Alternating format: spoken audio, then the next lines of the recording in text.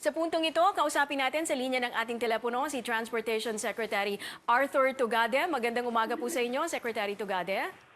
Magandang morning sa iyo, Sherry, at sa inyong madaming tagapanood. Sir, kunin namin ang overall assessment ninyo sa inyong departamento, ang ating pong mga airports, tren, pantalan, kamusta? Una po, lahat ho sa NAIA Terminal 1, 2, 3, and 4, kahapon pa hanggang ngayon ay fully operational.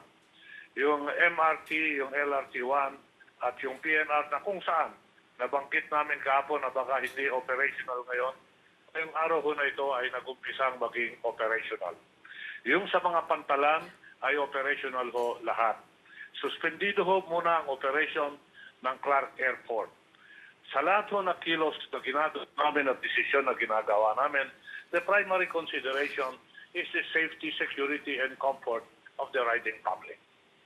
Sec Art, ano pong nangyari dito sa Clark Airport? Sabi ng ating reporter kanina, nasira nga daw yung fire alarm system. Nakita natin may sira yung bubong, no? Yung aircon unit na apektuhan din daw. May mga glass windows na sira. And 100 flights are canceled this morning. Para sa isang airport, bakit po nasira itong mga structure na ito? Alam niyo ho, bumaksak yung ceiling sa arrival. Hindi natin makokontrol yan kasi yun yanik ng earthquake. Ang estimate ho namin dito, yung para makumpuni at ma-restore yan, mga 30 hanggang 50 million pesos at magagawa naman yan. Yung istruktura ho sa tower na kung saan nakakita ng mga cracks kahapon at na kung saan tiniknan din ng mga structural engineer ngayon. Ang sabi nila, hindi ko tapusan yung mga crack, kaya ito ay yung tinatawag na superficial. Yung mga equipment ho, tinitignan at tini-examine ngayon yan kung na-perwisyon, na-damage o kung pwede pang gamitin. Sa aming unang pagtingin, ito ho'y maraming, ito pa ho'y pwedeng magamit. Kaya po bubuksan na yung Clark. Magiging fully operational po ba siya mamayang hapon? Hindi ho. Titignan pa ho namin, pag-uusapan pa ho namin. Importante ho dyan yung tower. Maalala nyo, sinabi ko na superficial. Kaya kailangan tignan at timbangin mo na tayong mag-operate dyan.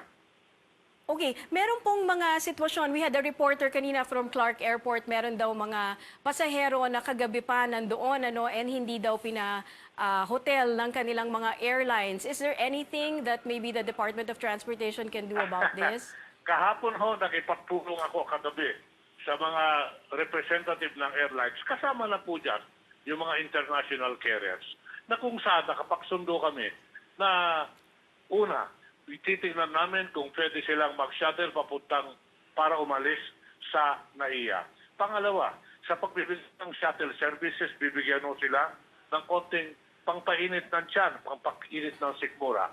Pangatlo, wala hong charges dun sa tinatawag na rebooking at shuttling fee.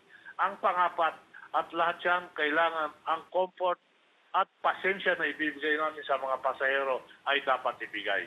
Natural lang ho, na sa sitwasyon na to meron pang ilan-ilan na magiging overly demanding o magiging overly, reactive. Yun ho, naiintindihan namin. Yun ho, may understanding at pasensya kami. Sec Art, isang maiksing last question na lang po. Ano ang ginagawa ng gobyerno and in your department para po maging mas ligtas pagdating sa mga sakunang ganito? Una ho, meron ho kami mga natataon na mga protocols na kung saan, kung may sakunang ganito, ay sinusunod namin. Meron ho kaming mga crisis committee na kung saan delegated, alam namin kung sino yung mga miyembro. Na testing ho yan kahapon. In fact, nakita ho natin na agarang nagkaroon ng reaksyon sa mga transportation facilities na ang konsiderasyon lamang ay yung safety at comfort ng ating pasahero. Maalala nyo yung MRT, agarang nahinto yan, agarang ginawa yung augmentation. Yung sa airport, tinignan agad yung runway at yung mga taxiway. Meron ho mga pamaraan na ganyan.